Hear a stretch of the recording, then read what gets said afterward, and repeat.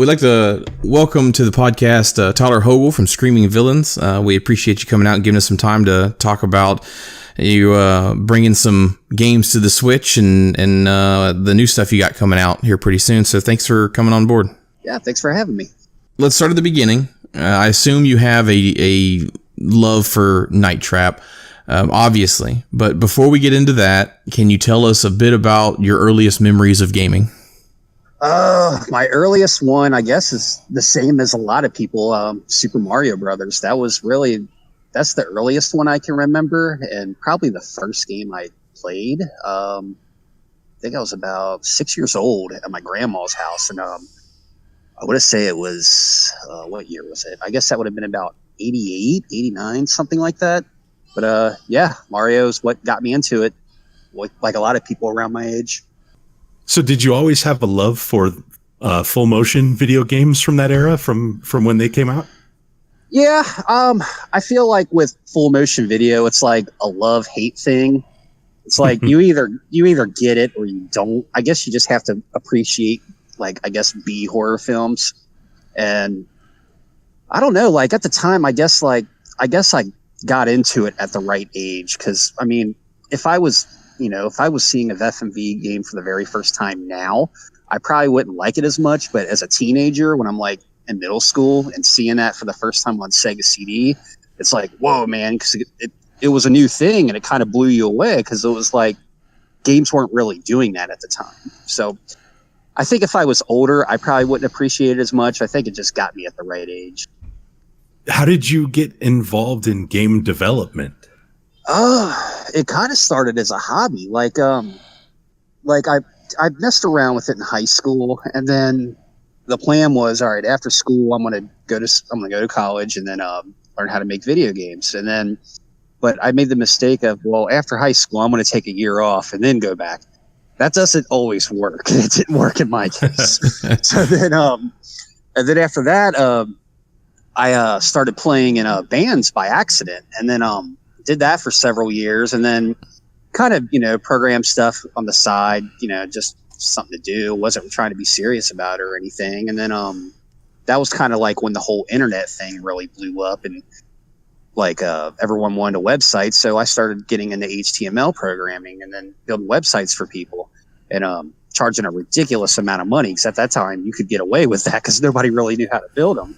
And then I want to say around my 10-year high school reunion, a bunch of people I hadn't seen in years since high school started tracking me down on Facebook. And then one of my really good friends from high school that I hadn't really talked to, and I think it was at like 8 years at that point, he tracked me down, and he was working at Activision and at Infinity Ward specifically, working on the Modern Warfare games. And then he was like, how come you're not doing video games? That was what you always talked about in high school, and I didn't talk about it at all, and I'm doing it. And I'm just like, oh, that's a really good way to make me feel like a degenerate, but I don't know. It just didn't happen that way. And then, we stayed in contact after that. And then he was constantly trying to push me into getting back into programming and doing video games and stuff like that. And then, at this point, I was stuck in call center hell for like several years. That's one of those jobs that you get stuck in very easily because it pays good money, but you don't really go anywhere in it.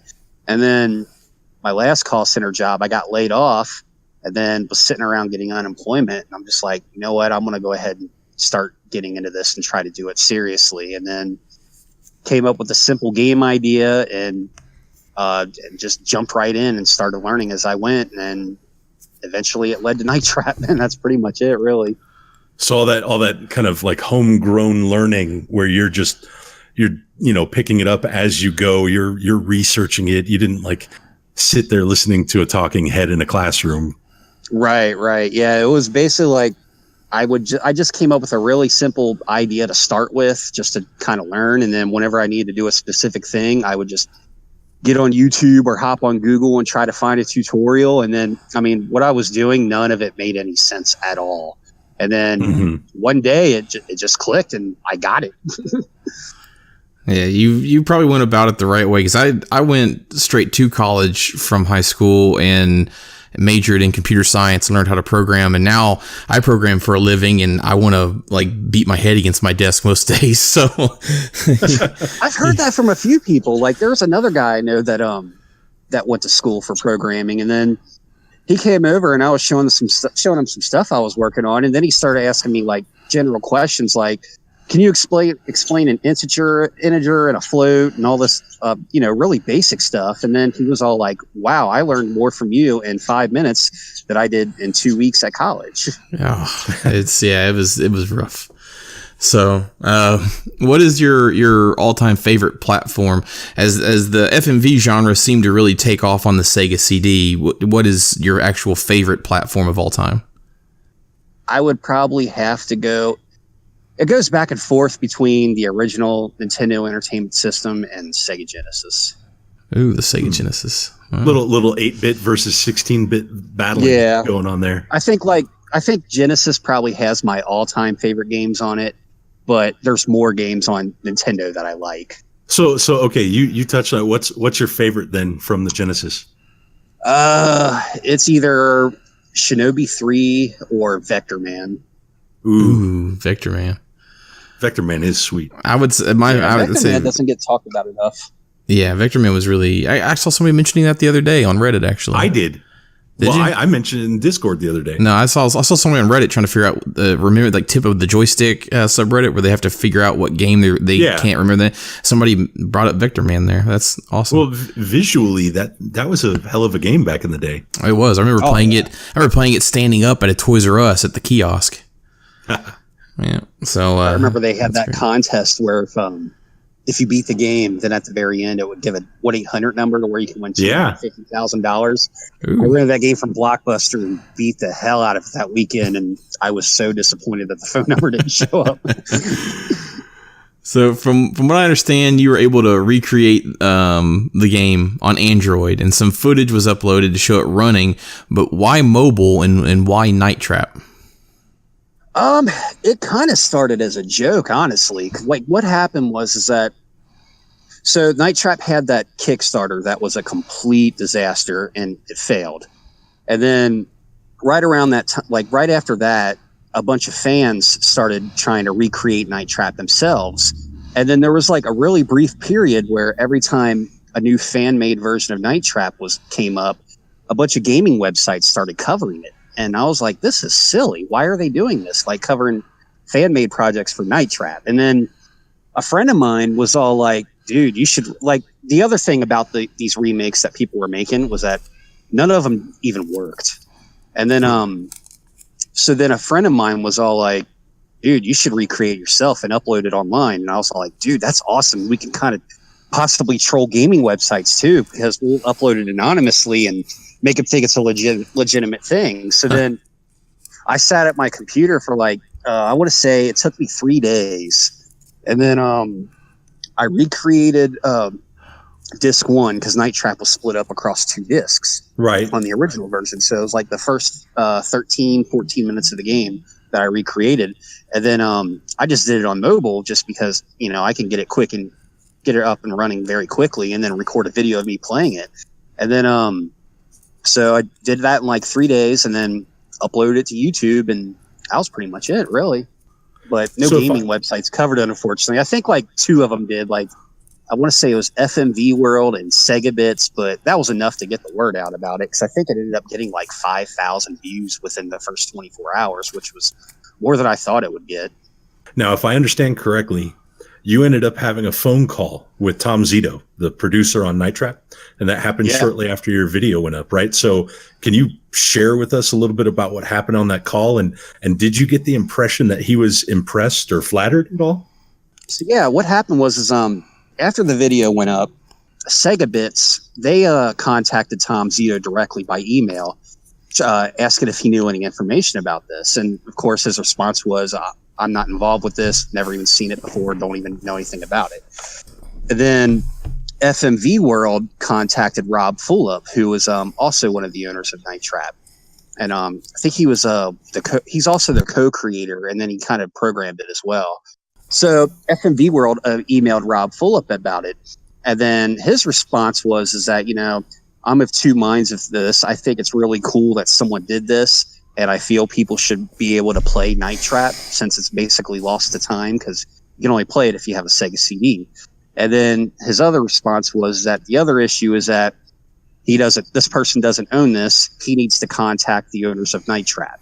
So I was like, okay, just from that quote, it sounds like they're interested. So I tracked down Tom Zito's email, which was surprisingly easy. And then, so then I sent him an email at about, I want to say it was like 3 a.m.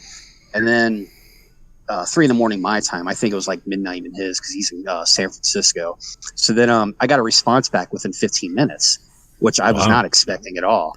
And then he just kind of asked a couple of general questions about it.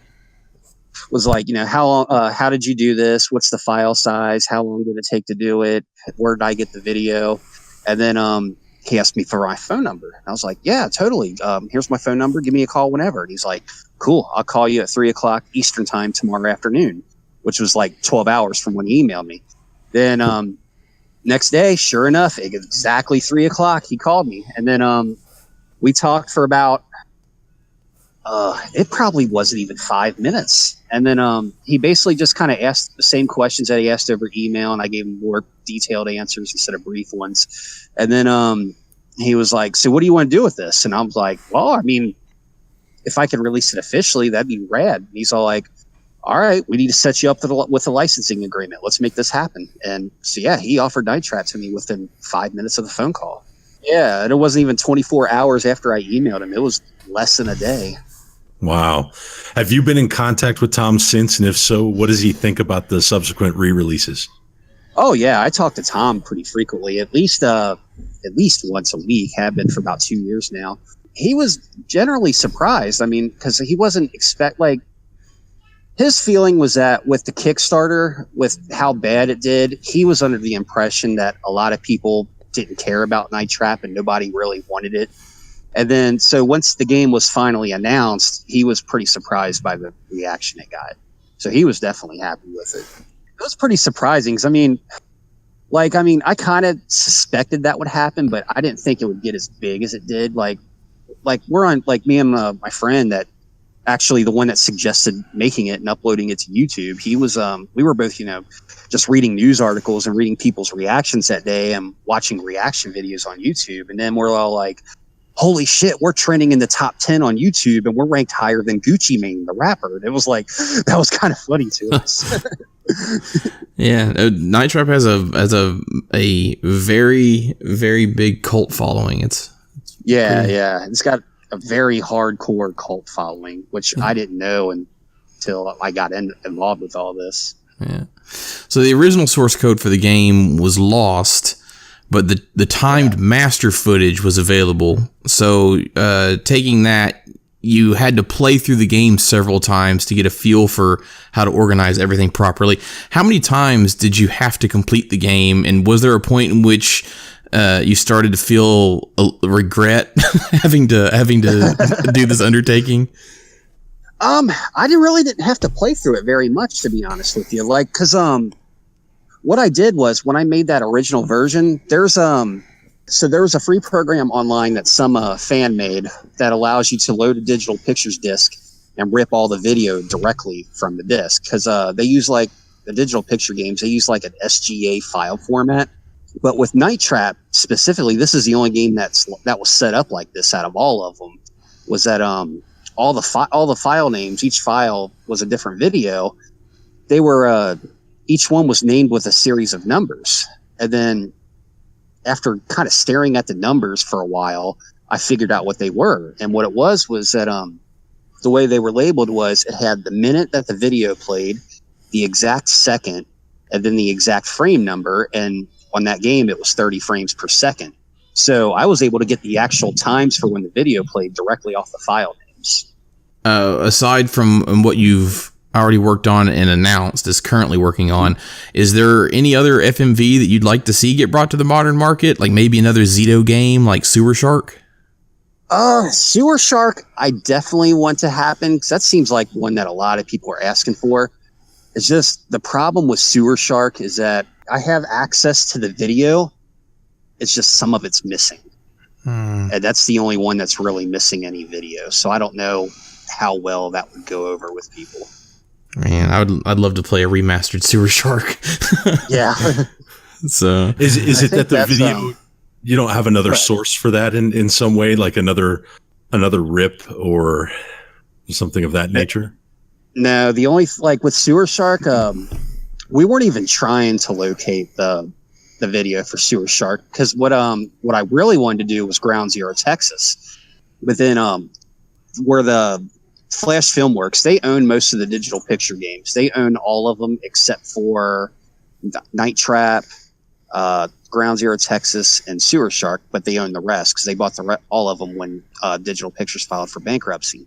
They were going through boxes trying to find they were trying to find tapes for Double Switch, because the tapes that they had for that game, the way they had the tape set up was that each tape was all the footage for a specific room. Like Double Switch has 7 different rooms you can go in, and each room had its own specific tape.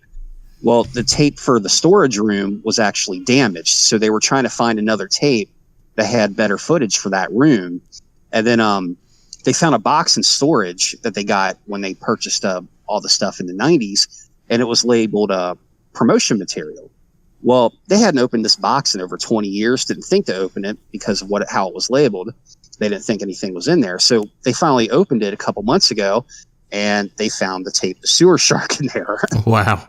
And that's the only tape that we've been able to track down. Oh, what a shame. Yeah. Yeah. Outside of Limited Run, have you ever worked with any of the other local devs? Because they're sort of local because they're in North Carolina, but like other devs and publishers in the area, like Gun Media out of Lexington. Have you ever worked with anybody else in the local area?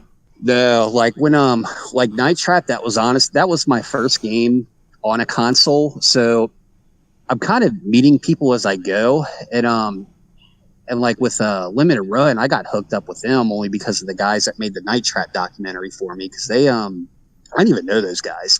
And then the guys that did the Night Trap documentary, they had also done one from Limited Run too. You're talking about My Life in Gaming? Yeah, My Life in Gaming. Yeah. And they were like Corey, he's one of the guys that's on the show. For several months, he was trying to get me to contact Limited Run about doing a physical release, and I'm just like, nah, they're not going to be into that. It's Night Trap. And then, because, I try to keep it real. I know a lot of people don't like Night Trap, and that's cool. It's whatever.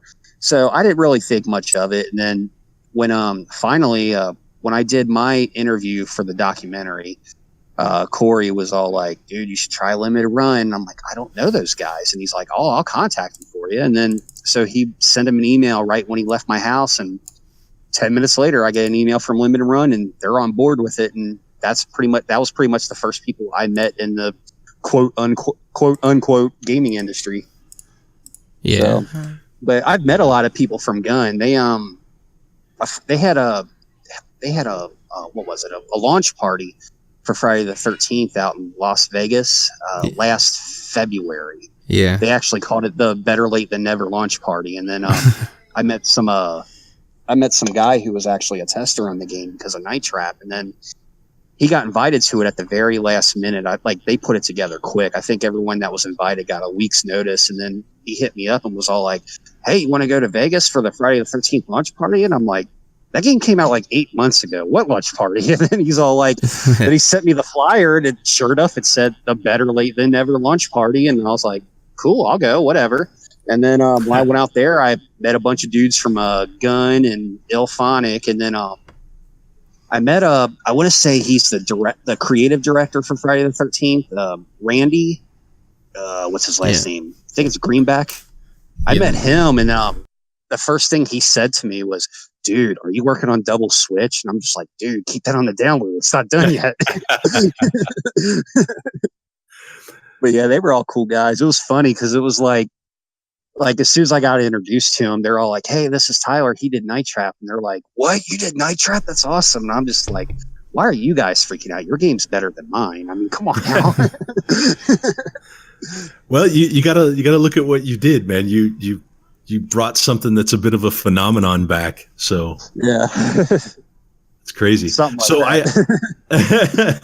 I assume that it was a simple choice to go with limited run on the Switch once you knew that you were kind of heading that direction. But that kind of leads us to the next question here. At what point did you realize that you wanted to bring the game over to Switch when, as we're all rather aware, Howard Lincoln told America that Night Trap, quote, will never appear on a Nintendo system? That big famous quote. Oh, man.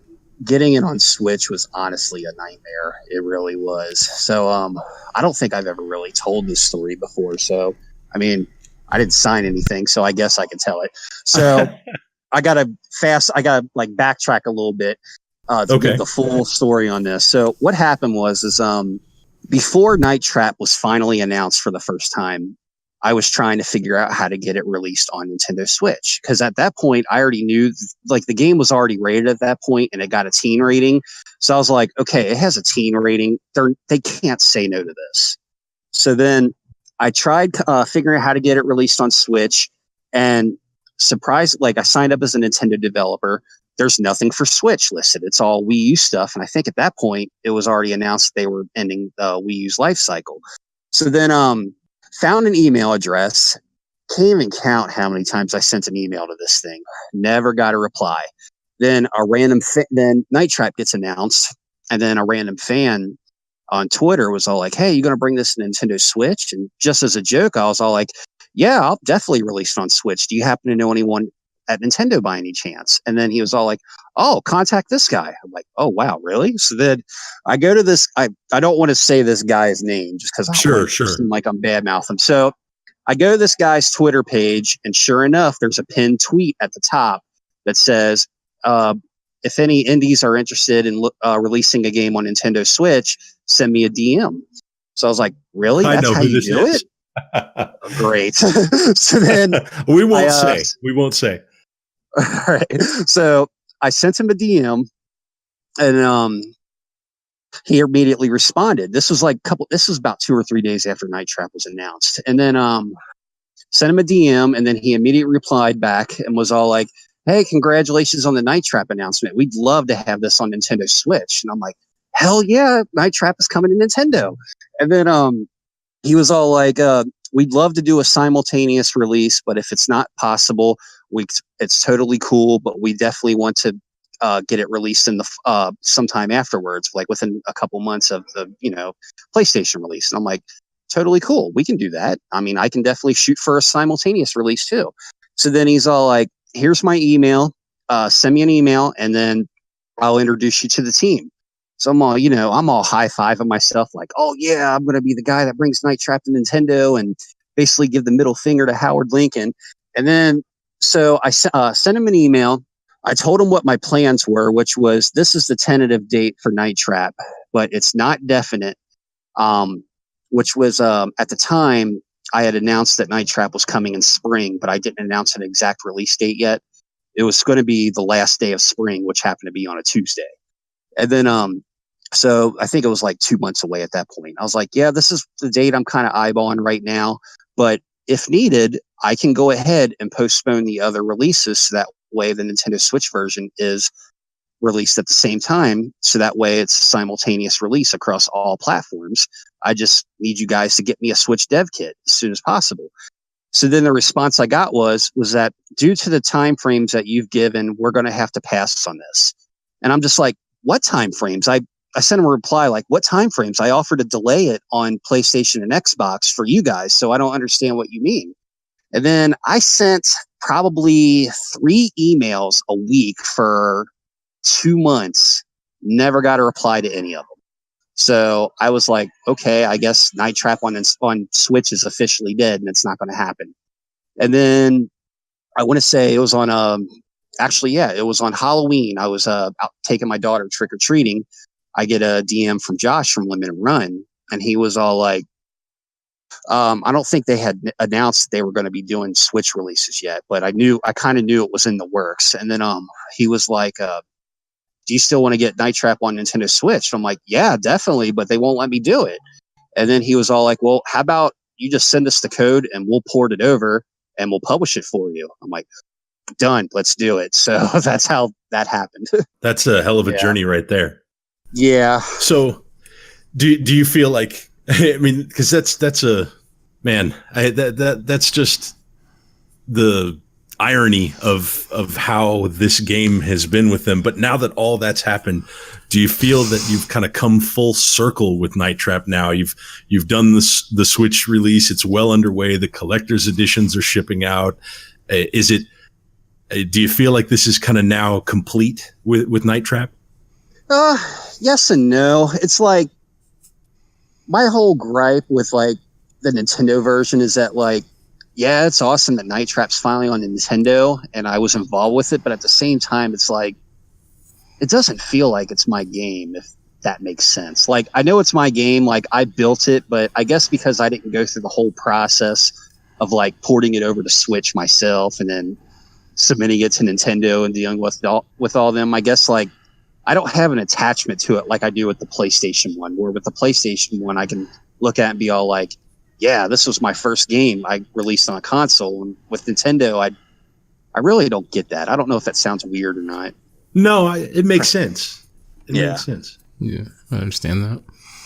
So yeah, that's pretty much how I feel about the Nintendo one. I mean, I'm glad that it's finally on Nintendo because I mean, it's silly that it wasn't allowed on there to begin with. But at the same time, it was like, it wasn't even possible to really get Night Trap on Nintendo at the time because the Nintendo systems wouldn't have been able to run it. So right. So the limited run did the release, and they had the nice special editions. Like the PlayStation Special Edition came with like a cassette tape and stuff like that. Cassette tape with the theme song. Yeah. So and now we have the Switch Special Editions are starting to get ready to ship out if they're not already out now. By the time this goes they've been shipping out. Yeah, but as I said, by the time this goes on air, most of them will probably be in the hands of the collectors and stuff. But was there anything that you would have liked to have seen included in a collector's edition that maybe they didn't put in? Something that you thought would really kind of go with the theme and be really neat to see in a collector's edition that just didn't get put in there? The one thing I wish that we could have included was a copy of the script. Because there's a lot of Night Trap fans that are not even Night Trap, this game, like fans of digital pictures in general, that are like really hardcore movie buffs. They like collect like scripts and props from their favorite movies, and a lot of them actually work in the film industry. So they're into that sort of thing, like all the behind the scenes stuff. And I think it would have been cool to include the script with it. That's the only thing I wish we could have gotten there. Yeah, the Switch edition came with like a Sega CD case and a VHS and a steelbook. Which kind of VHS is really cool. Yeah, but now the script very last minute. The script would have been that would have been really nice. Yeah. Okay. Yeah, that was one of those things where it was like, I think it was like a friend of mine suggested, he was all like, why not sell a Night Trap VHS? And I'm like, why didn't we do that before a PlayStation? It's like, oh yeah, I didn't really have enough time to put it together. So I hit up Josh and it was like, is it possible to do like a VHS version of Night Trap where it's like edited into a movie? It's like, yeah, but I need it as soon as possible, like this weekend, which was in like 5 days. So I had to really like sit there and edit the hell out of that thing in like such a short amount of time. But it turned out really good though, I think. Yeah, I know when it was first announced, there was a guy, a hardcore fan on YouTube that actually uploaded the entire game to YouTube like that, like as a movie to watch. I thought that was I know him. His name's Keith. He's actually the only person that has seen the VHS version of Night Trap outside of Limited Run, because he was kind of giving me tips along the way, and then once I finished it, I sent it to him, and I was all like, "Watch this, let me know what you think." And then, because he's been doing this for years, making his own like film versions of Night Trap, and then he has like Night Trap tattoos and stuff. Yeah, he's got a whole Night Trap sleeve. Yeah, and then he watched it, and then he was all like, "I approve," and I'm like, "All right, that's good enough for me." That's a good stamp of approval right there. Yeah. So aside from him, obviously, have there been any hardcore fans that have come out and thank you for bringing the game to modern systems? And how's that been? Was it more or less expected? Yeah, it was. A lot of it's mostly from the Night Trap group on Facebook. There's actually a Facebook group specifically for Night Trap. It's been around since, I want to say it's been around since like 2006. It's been on there for quite a while. So yeah, a lot of them on there, they were freaking out when Night Trap got announced. As soon as it was time to announce it, like as soon as the trailer went live, I posted the link in there, and they're like, "Is this real? This has got to be fake." And I'm like, "Click on the video. It's on the PlayStation YouTube channel. This is legit." So yeah, a lot of those people were freaking out about it. Why am I not surprised there's a Facebook group for that?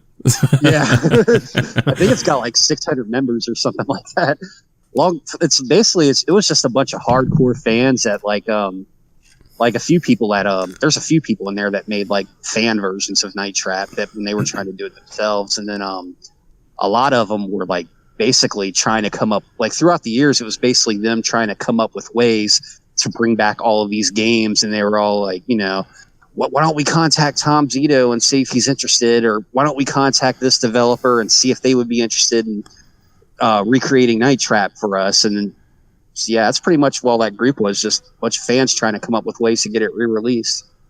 Let's shift gears a bit here and turn our attention to the news that you almost literally just broke. Double Switch, another full motion video game classic, was just officially announced for PS4 and Steam. In fact, when you and I when I reached out to you to get the timing for this interview, that couldn't have been any better, because I think it was about a half an hour before you were going to announce it. So yeah. Congratulations, by the way, on the announcement. And can you tell us how long you've been working on bringing this out? Double Switch. It took a little work to make happen, but as far as development goes, it was finished much faster than Night Trap. I want to say with Double Switch, it was kind of that actually came up before Night Trap. So with Double Switch, what happened was it was basically the same thing as Night Trap. I made a working prototype of the game for mobile, but I didn't upload it online. I sent it to Tom Zito thinking he owned the game.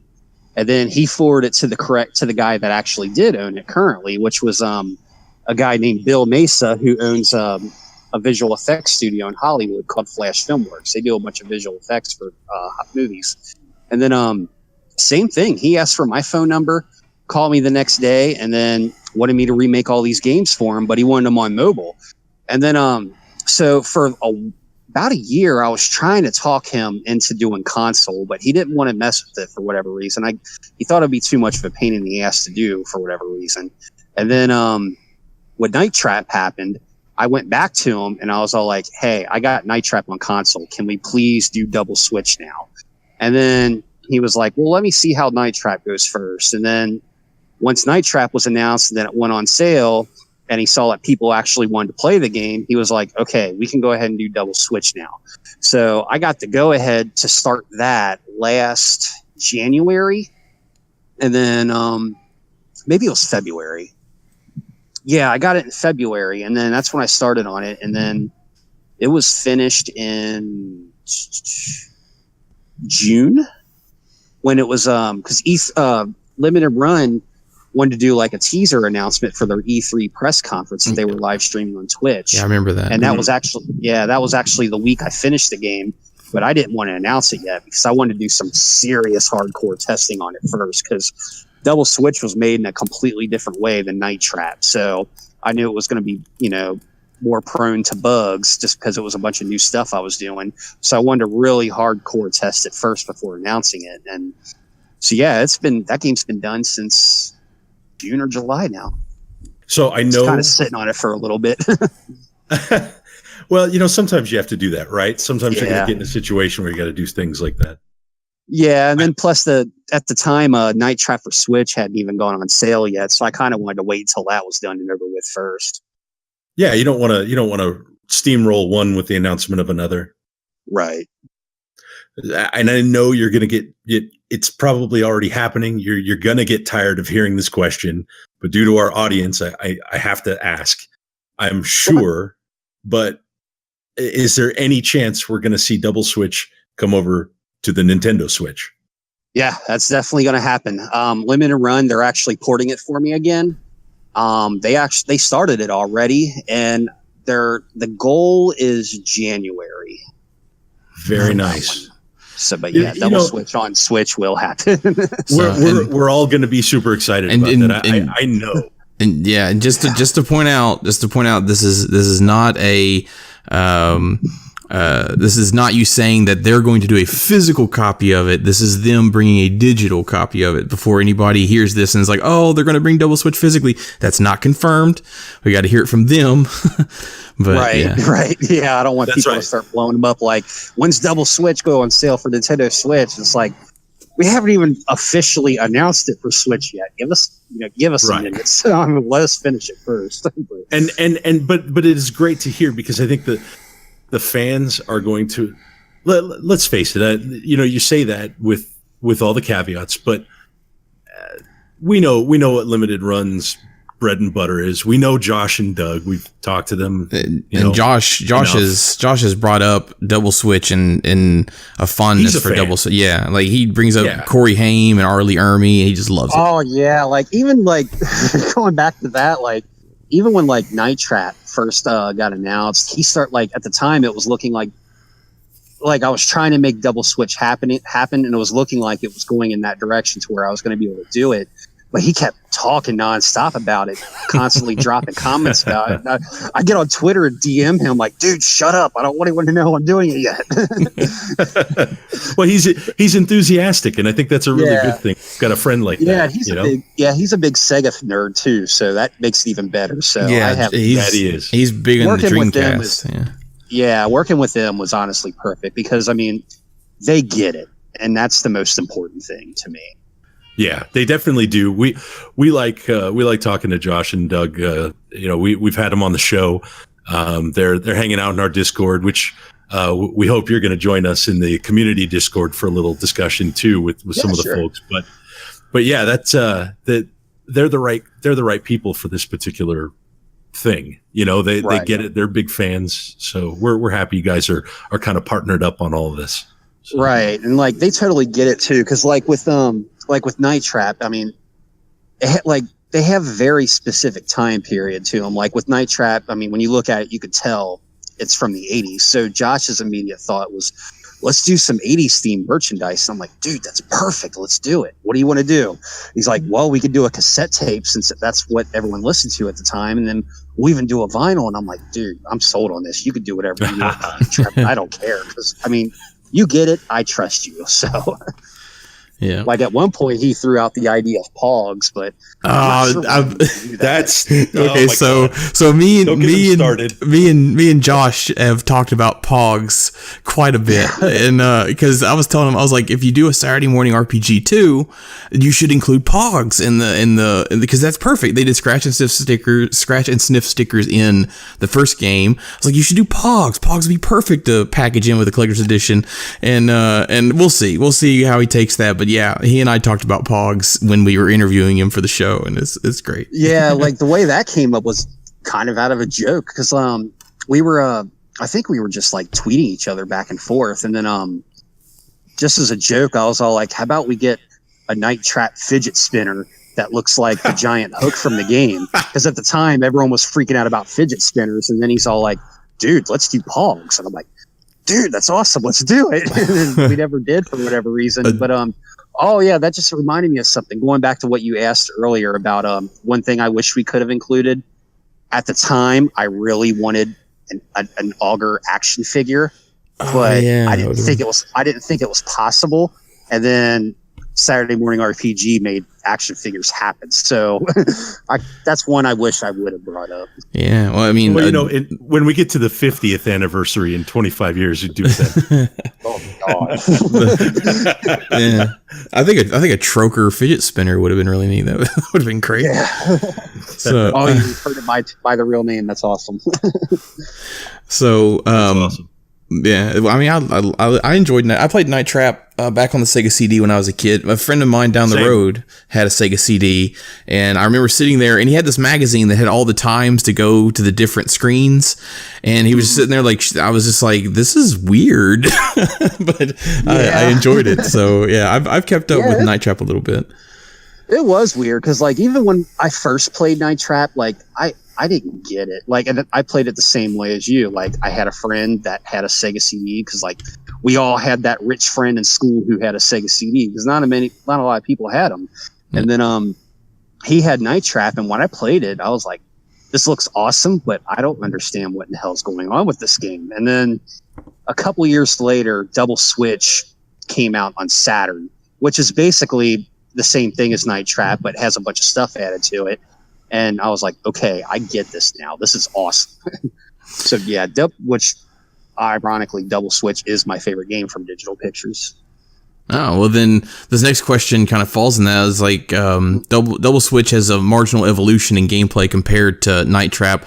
And the question was, which one did you prefer and why? So obviously it's Double Switch. So what draws you to Double Switch more so than Night Trap? I think the Double Switch is basically, I guess, the spiritual sequel to Night Trap. And then it kind of has more variety to it. Like with Night Trap, it's basically 25 minutes of capturing augers, and that's it. But with Double Switch, they have it broken up into 3 different acts, and each one has its own objective. So I guess it has a little bit more gameplay involved, because like with Act 1, you got to go around and try to get all the code numbers, and then Act 2 is unlocking new traps and trying to capture the mummy that appears, and then Act 3, I don't want to say what you do in Act 3. It's kind of a spoiler alert for people that haven't played the game. But yeah, it kind of has a little bit more gameplay involved with it. And then another thing about it is that Double Switch is kind of like, I guess it kind of has, it's a little bit more random. Like with Night Trap, it's the same thing every time.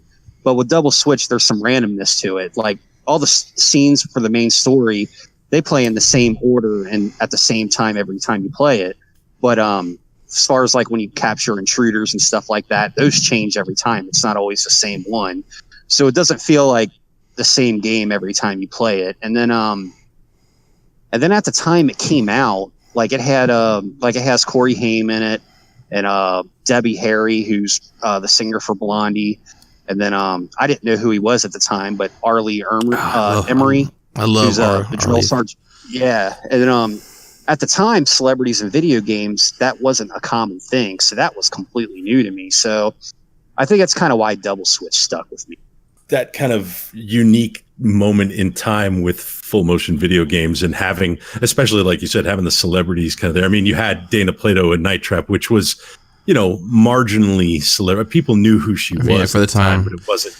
Yeah, it still wasn't an A-list. I think the first full motion video, sort of full motion video, partially full motion video game that had celebrities in it that a lot of people know as Wing Commander because of Mark Hamill. Yeah, right. You got Hamill. Yeah. And then you got Tia Carrere from Wayne's World. She's in one. That's right. Hulk Hogan has a full motion video game. It would be really interesting to see maybe some of the lesser known games like that people maybe didn't get a chance to play. Maybe bringing some of those over. Right. Hint. Got tracked down who owns them. That's the problem with it. Oh yeah, no kidding. You got some licenses in your back pocket there, Soul? I might. We'll talk later.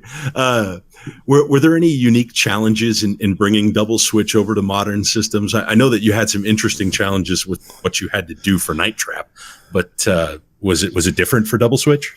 Yeah, it was a lot different. Like with you guys, you said you're a programmer, right? Yeah, that's what I do for a living. Yeah.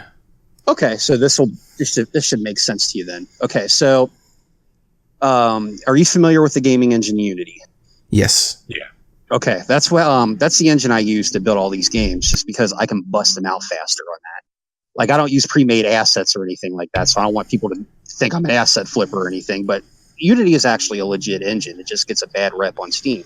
But, So the way I had to make Night Trap was that there's a video player that's built into Unity. It doesn't work on consoles. So I was like, oh, great. How am I going to pull this off? So I had to come up with like a clever way to do video on Night Trap. And what it does, like the way Night Trap works is that it's actually just a really fancy image sequencer. What it does is it cycles through thousands of frames of images to simulate video. which I mean, which is a pain. Like it was a pain in the ass to get it to work that way. But then with Double Switch, they finally added compatibility with the video player, so now it works on consoles. Well, it brought on a whole list of new like technical issues and bugs, and then at one point there was this really bad glitch I ran into with Double Switch with the video player, because when I loaded on a PlayStation 4, it kept crashing for no reason. Like it would crash whenever a specific video ended. And then I sent it to I was able to send it to Unity and have them investigate it. And they came back and they were all like, honestly, the way that you made this game, we have never seen a video game before use video the way this one does. We have no idea how to get around this issue. So, yeah, I stumped Unity with it. But luckily, I was able to get around it. Awesome. Yeah, Unity is. And just to go back, just before we get past that, you mentioned another name, and when we were talking about the folks in Double Switch, it's kind of something that I didn't like have in the list of topics, but it is something that's stuck in my head. Maybe there's a curse in a way to being in some of these games, you know, with Dana and Corey and Arlie Ermy, you know, that although he just got old, but Corey had an untimely demise, and so did Dana. Is there a curse attached to this stuff? There's actually more than that with Double Switch. There's like with Night Trap, Dana Plato's obviously not with us anymore. And then so is and also the guy that plays Victor Martin, the father. He passed away about 2 or 3 years ago. I mean, I believe that was old age though. But with Double Switch, you got Corey Haim, you got Arlie.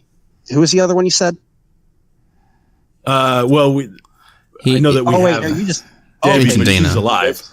Yeah, those two, and then you also got the guy that played Brutus, the drummer for the band that's in the game, and then also one of the Egyptian dancers. So there's like 5 of them in Double Switch that passed away. That's a scary thing. Maybe don't. Oh wait, there's 6. I forgot. There's another one too. There's the A&R guy that comes to watch the band perform. He passed away recently too. So yeah, there's 6 of them Double Switch. So like my final question might have been indirectly answered then, because I was saying I checked out your IMDb page, and you're actually listed as being in My Life in Gaming. I'm listed on IMDb. You are, under my life, and you have one listing under My Life in Gaming. And I was gonna ask if you thought that was incomplete. Maybe you might want to show up in an FMV game, but it sounds to me like nobody should want to out of fear of. Yeah, I don't think I can pull it off. Yeah. So, but that kind of that ends all of our normal questioning here. Soul, you have anything else you want to? No, not along the. Well, maybe along the lines of this. I mean. I did have one other thing that's kind of been nagging at me here.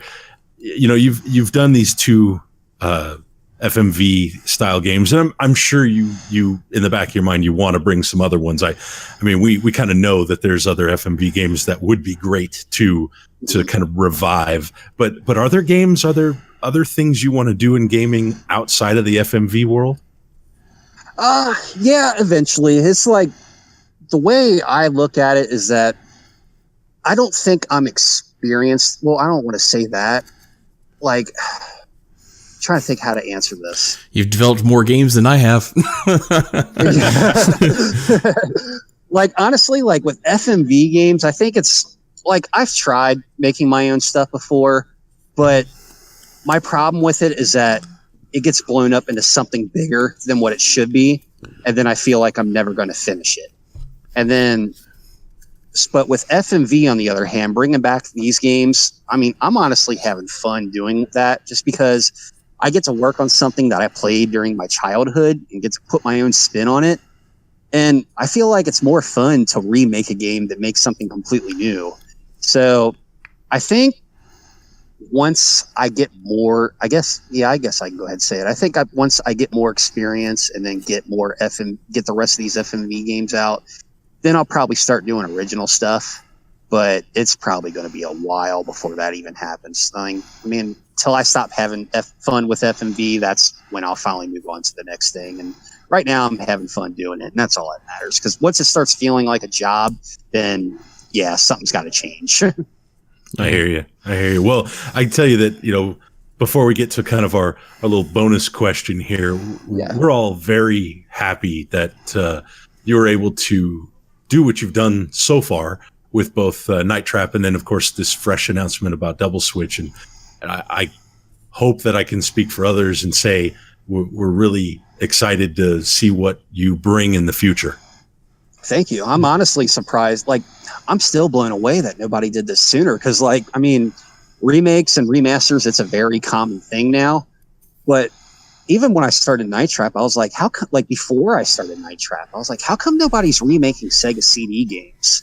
And at the time, the only thing we really had was Sonic CD, and that wasn't even really a remake. That was basically just, the original version. So to me, it seemed like the perfect thing to do, just because, a lot of those games from that era used full motion video and never seen them in good quality. So why not? Okay, so generally at the end of an interview, we do have one bonus question. It's usually unrelated to the normal topics at hand. It's just kind of a little extra question we throw in there. So the question that we picked up for you was if you decided to pack up the company and move your development to a more heavily saturated environment, something like Seattle or California, where a lot of developers and publishers are, what would you miss most about where you are now, and why is it L81? I think the only thing I would probably miss would be, that's a hard one. As long as you don't say Skyline Chili, I think we're okay. No, I'm a Gold Star agree guy. with you. Oh, okay. I like Gold Star. I fight with my girlfriend about that all the time. She's like, let's go to Skyline for dinner. I'm like, no. It's across the street. It's better. Skyline is terrible. Skyline spaghetti is tinted orange, and that weirds me out. But, oh, man, I would probably say, that's tough. I got to say Fago. Wow, really? I don't think they have that out west. They might not. Fago is a Michigan thing, but you do find it in Kentucky pretty regularly. So yeah, that's I never thought about Fago. Yeah, well, it's kind of a random answer. I know from being a juggalo. You were a juggalo? Researcher I know from being a researcher and a snooper. I do my background check. I do know that you are an ICP fan. Yeah. I'm not going to judge. I'm not going to say that that's good or bad. I'm going to let everybody make their own opinion about that. I won't talk out there. I won't talk about it on the podcast here, but if you want to discuss things privately, I can talk ICP with you. It's okay. I wouldn't call myself a juggalo, but I did go through that phase in high school. I will admit it, and I'll just leave it at that. A lot of us did. Apparently, sold it. Speak for yourself. Juggalos now is kind of looked at as a big joke, and back then it wasn't like that. It's just I don't know what in the hell happened over the years, because I kind of slipped out of it for like 10 years and wasn't into it anymore, and then one day I was like, I wonder what ICP's up to. And then I look up the video and I'm like, man, that's depressing. They're looking kind of old now. Yeah. Started getting back into it again. But I mean, I don't go to the gathering or anything like that. So I got a wide musical taste, I guess you could say. The internet never forgets. That's all I'm going to say. Yeah, it's true. Well, Tyler, I got to say it's been a real pleasure, though, to talk to you and have you share a little bit about what's been going on with Screaming Villains. And how did that name come about? Can you tell us just a little bit about that? This is a terrible answer for this question, but it was honestly the first name I thought of that was available. Like, I had to, when I was doing the application process for Sony and Microsoft, I had to have a company name, and I didn't have one. So then I started trying a whole bunch of random different names because I wanted one that had a domain name available. And then, like, I didn't want to do some stupid variation, like, you know, this and this games or something like that, you know? So then, or like something .net or .org. I didn't want to do any of that. I wanted it to be .com. So then tried a bunch of names. None of them were working. And then, I thought of supervillains, and I was all like, that's going to be taken. I'm not even going to try that. And then I thought supervillains abbreviated with the SV was kind of cool. So then I just started sticking random words together that started with the letter S and V, and Screaming Villains was the first one I ran into that was available. But I mean, I wish that was a cooler story, but looking back, I probably should have put some more thought into it, because now I'm stuck with it. Not hating on it, but the name is great. It would have been cool to have like some name with some meaning, and then. But yeah, that's pretty much it. Yeah, no, I mean it works. It works out fine, because I mean, no offense to companies like Red Barrel, because I mean, Red Barrels, I love Outlast, but Screaming Villains is a way better name than Red Barrels. Yeah. I mean, it could be worse. I started. Then, like, just to kind of make excuses for the name, I was all like, well, Rockstar Games, they're like the Rockstar Gaming. I want to be the villain of gaming that makes games that are universally hated on. So it's working out pretty well now. Yeah. It could be worse. You could be a company by the name of, like, Maximum Games.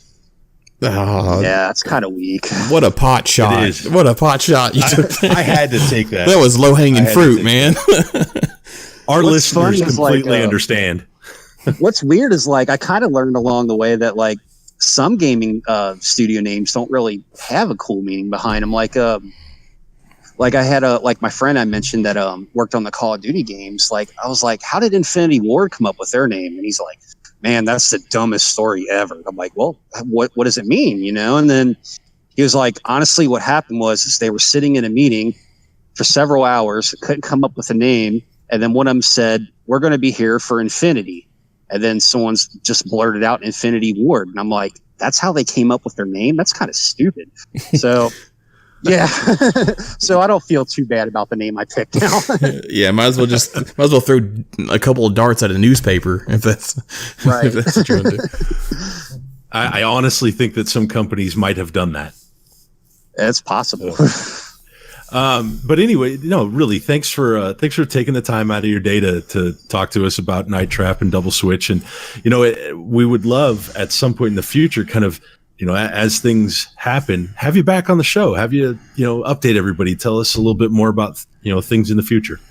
Yeah, definitely. There's actually going to be, I guess I'm dropping some new information right here, because I haven't told anyone this yet, but next game is probably going to be announced first quarter. Wow.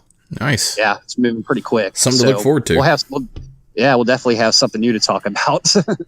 Definitely. We would love to have you on and kind of get into it on whatever that is once we get a chance to find out. So, but Tyler, it's been a pleasure. Thank you very much. Yeah, thank you.